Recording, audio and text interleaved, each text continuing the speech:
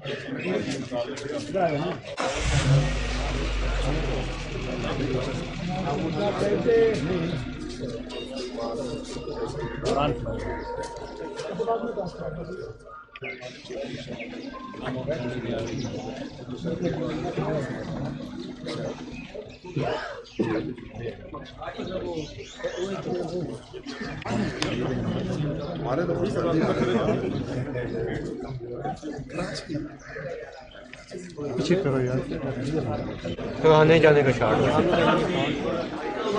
लेकिन वो क्लोज थोड़ा सा आने की बस हम आगे नहीं, हम आराम से 4 सेकंड पे शॉट है, वही चल रहा है।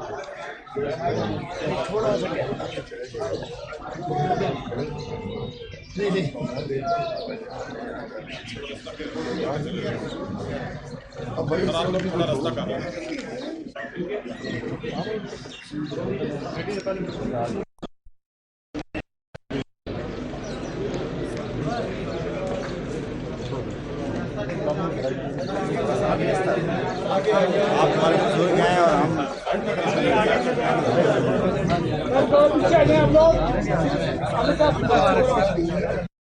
यार पीछे जाना पड़ रहा है भाई,